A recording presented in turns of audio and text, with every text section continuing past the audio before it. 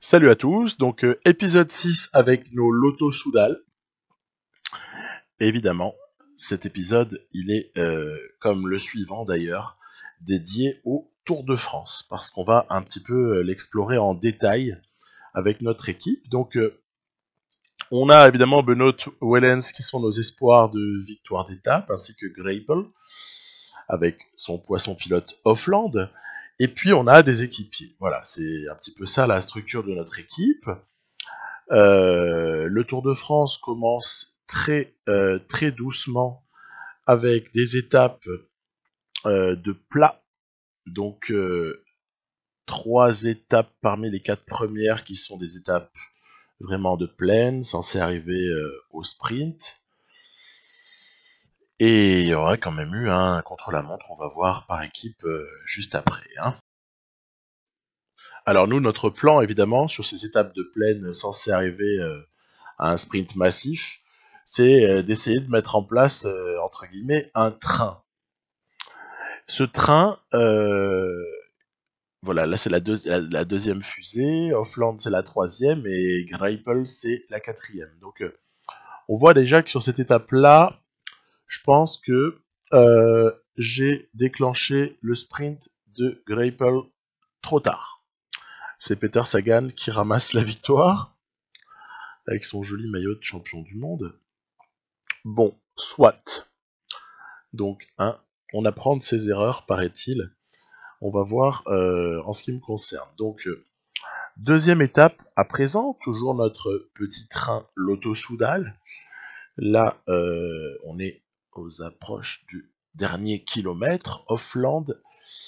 Aïe, aïe, aïe, je pense que j'ai là encore déclenché trop tôt parce que vous voyez les autres sprinters. Bon, là, en l'occurrence, c'est Alexander Christophe qui va s'imposer, mais on est dépassé par tous les principaux concurrents, que ce soit Groenewegen ou bien Sagan, Christophe, bref.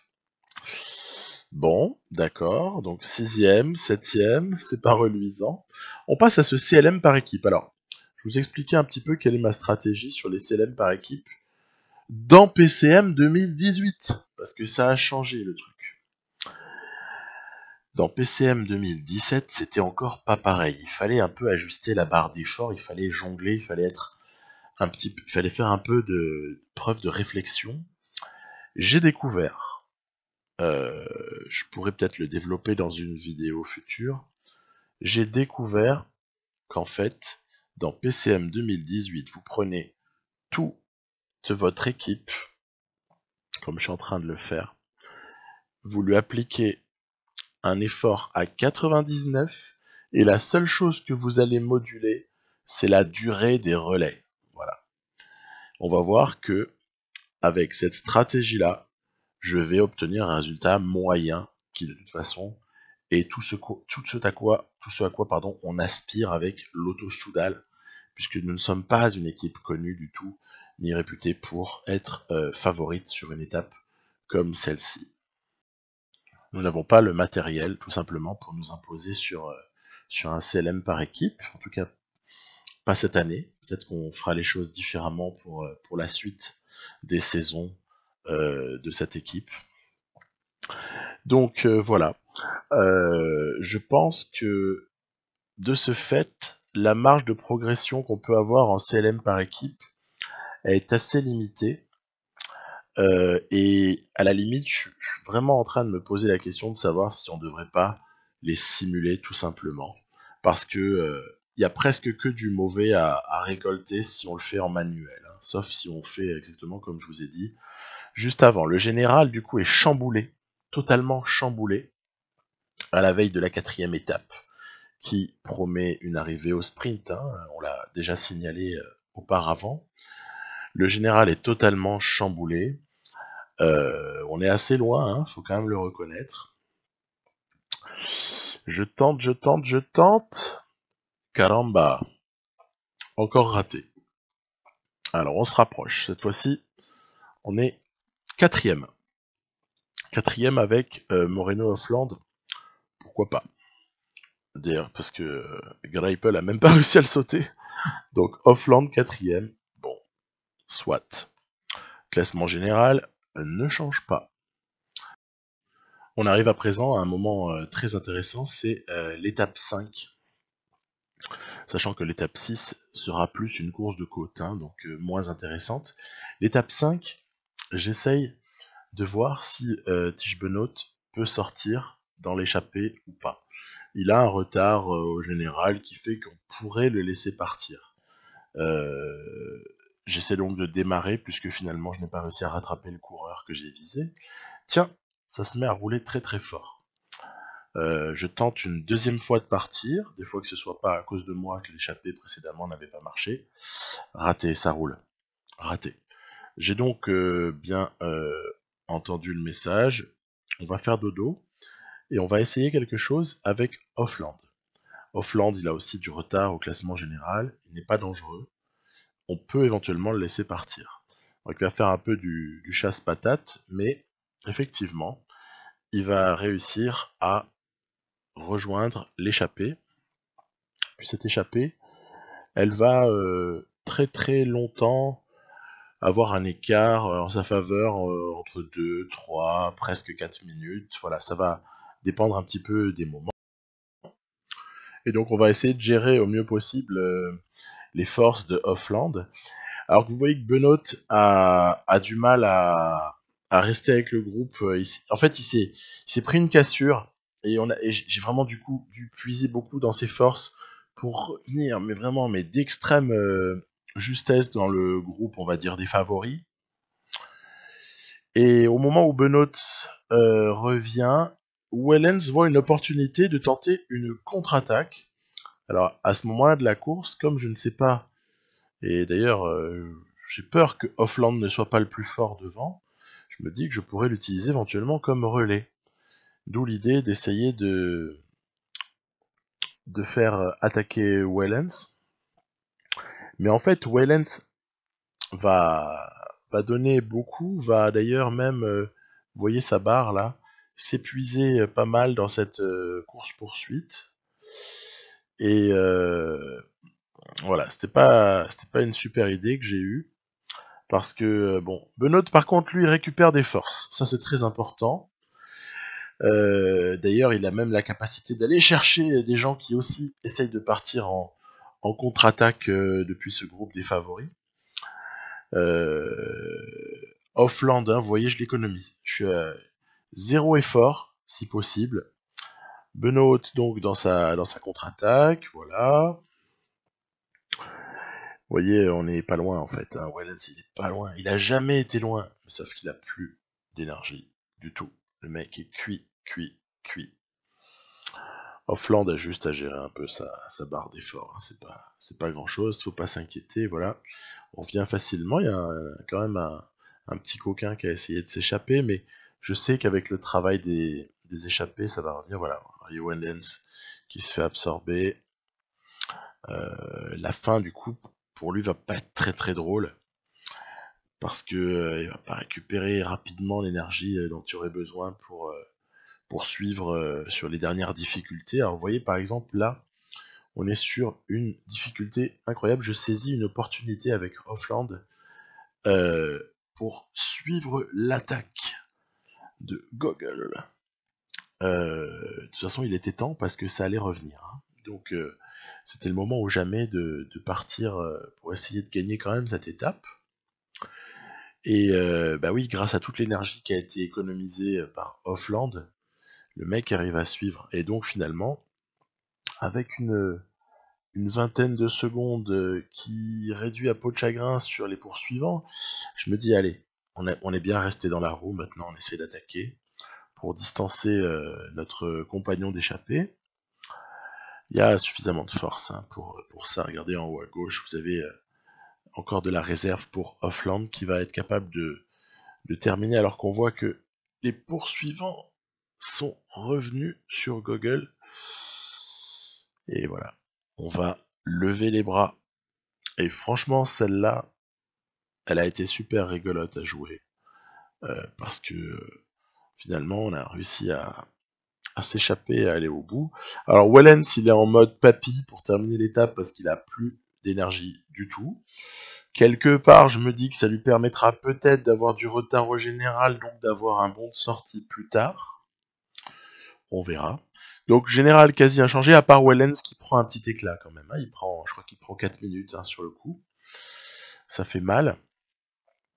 Et puis ensuite, on se retrouve à l'étape 6, où un premier passage à Mur de Bretagne a lieu avant de le remonter une deuxième fois, mais cette fois-ci ce sera juste avant l'arrivée. Donc premier passage à Mur de Bretagne, bon, écoutez, on gère notre effort, surtout ne pas consommer trop sur ce premier passage, ça ne servira à rien. En revanche, on commence à se positionner en vue du deuxième passage, celui qui va vraiment compter. Je décide, vu les formes du moment, honnêtement j'ai hésité. Hein. J'ai hésité et d'ailleurs, bref. Je décide que c'est Wellens qui va essayer d'emmener Tischbenoot sur le mur de Bretagne. Donc on n'est pas les seuls à vouloir partir, hein, loin s'en faut. Donc voilà, je produis un effort curseur dans un premier temps, puis une attaque. Et dès que la barre de Wellens disparaît, eh bien je prends la suite avec Tischbenoot, qui dans un premier temps est pas mal du tout, hein, même si on est en train de souffrir. Et puis en fait, il y en a un qui va revenir du diable Vauvert, c'est Yates. On est dégoûté. On est dégoûté, on se les fait souffler celle-là. Que dire Que dire sinon ben merci, au revoir, on réessayera. Voilà. Donc heureusement qu'on a gagné l'étape 5 déjà, ça nous enlève quand même un peu de pression. Ensuite, 7 et 8, c'est presque du repos. Enfin, sauf pour notre train de sprinter, que l'on positionne déjà sous la bannière des 10 km, parce que voilà, hein, c'est Seeberg qui commence. Ensuite, il passera son tour à Keukelir, qui lui sera chargé d'emmener Hofland vers la préparation du sprint. J'ai toujours procédé de la même façon. Il n'y a pas de raison, hein. Il y a un moment où ça va tomber. Hein. Je ne désespère pas. Ensuite, derrière, je sécurise. Hein. Je veux surtout pas de malentendus avec mes leaders. En tout cas, mes hommes importants. Allez Hofland, là. Ah, c'est à toi Greipel, Greipel, ouh. En fait, c'est horrible. J'ai cru que j'avais appuyé sur sprint et je n'ai pas appuyé. Punaise, c'est vraiment pas de bol parce que celle-là on aurait pu se la faire. Et du coup finalement il a fait que suivre Flandre, bref. Ah là là. Donc cette fois-ci pour la préparation du sprint à l'étape 8, j'ai un tout petit peu demandé à Wellens d'aider. Ensuite c'est Lars Bach aussi qui joue un petit rôle, on a rajouté un wagon au train. Ou plutôt une pré-locomotive. Voilà, on est plus très loin à présent. Hofland produit son effort. Greipel n'est pas loin. Ah là, c'est pas possible, on va se la faire. Eh bien non. Cette fois-ci encore. Elle nous passe sous le nez l'étape. C'est Groenewegen qui... m'excuserez la prononciation, hein, je ne sais pas dire mieux. Groenewegen qui nous la pique. Voilà. Bon, bref. Moi, j'ai envie de dire vivement l'étape 9, parce que là, on a envie de taper un très gros coup. Alors, pour cette étape 9, donc, qui est assez fabuleuse, hein, avec 15 secteurs pavés, on est sur... là encore, on est sur une forme de classique. Hein. Course sur laquelle, évidemment, mon énorme objectif, c'est d'aller chercher le maillot jaune avec Tischbenoot, qui n'a que, entre guillemets, une 40 de retard au général sur Froome, donc ça devrait être absorbé. Alors qu'on voit Wellens qui, malheureusement, le pauvre, se casse la gueule. Hop là, vous avez vu, c'est toujours amusant les scènes où il remonte sur les vélos. Donc Wellens, il va rester au chaud. Il va pas trop se fatiguer aujourd'hui, ça sert à rien. Donc Tish Benoît veut obtenir ce maillot et en fait je vais faire travailler mes équipiers mais comme pas possible. Alors dans un premier temps c'est surtout Seeberg, Bach qui vont bosser en laissant que lire se reposer dans la roue. Parce que lui il interviendra un petit peu plus tard. On protège également Greipel parce qu'il est dans une très très bonne forme ce jour-là. Et on sait qu'avec sa solidité, ses qualités de rouleur et une certaine valeur sur pavé, hein, même si c'est pas le meilleur coureur qu'on puisse trouver, il a un rôle à jouer à un moment donné. Donc là, on vient de voir un moment super important, puisque Froome et toute une partie des coureurs concernés par le classement général viennent d'être sortis du groupe. D'ailleurs, le groupe de tête maintenant se résume à une dizaine de coureurs. Et c'est là que je fais donner le maximum par Greipel. Parce que de toute façon, je sais bien que ce dernier ne sera pas capable d'aller jusqu'au bout. Alors autant qu'il se sacrifie pour essayer d'emmener Tish Benoît le plus loin possible. Voilà, on voit que les écarts sont assez conséquents. Il y a Van Avermaet qui fait signe passez, passez. Faut se méfier de lui, hein, parce que c'est pas le dernier pour te prendre en traître. Donc attention, attention. Donc je vais au bout, hein, regardez bien en haut à gauche. Je vais au bout de la barre, même la barre rouge. Hein, on n'a même plus de barre jaune avec Greipel.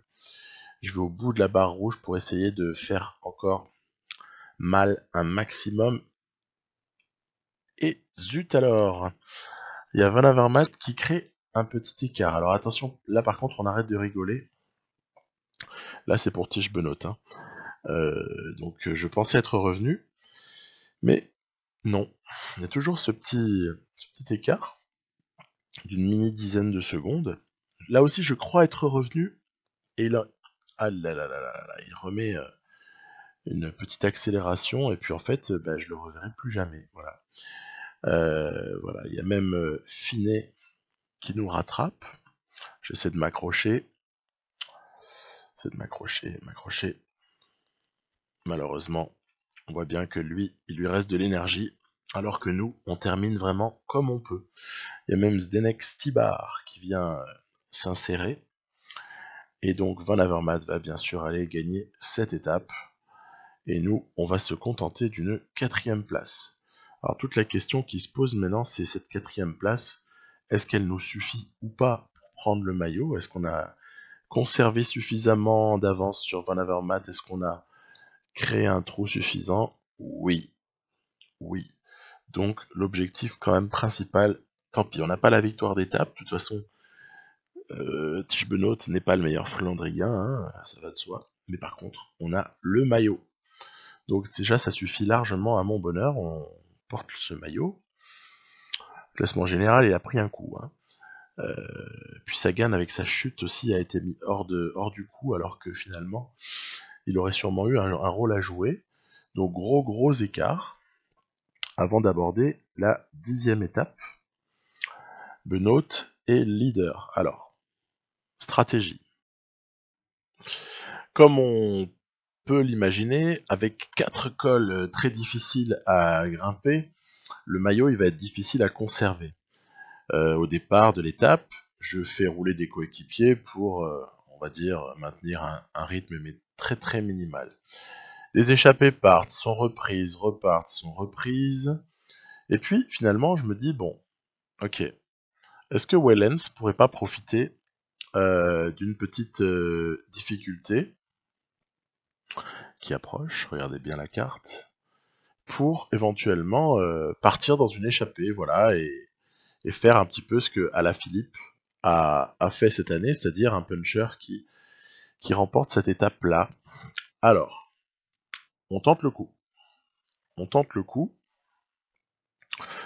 pour rattraper déjà les quelques échappés. On est suivi, tant mieux, parce que de toute façon on peut pas réussir une telle entreprise tout seul.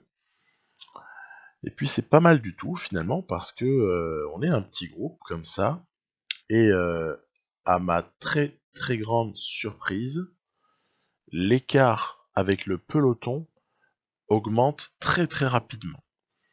Très très rapidement, on va atteindre ou dépasser même la dizaine de minutes.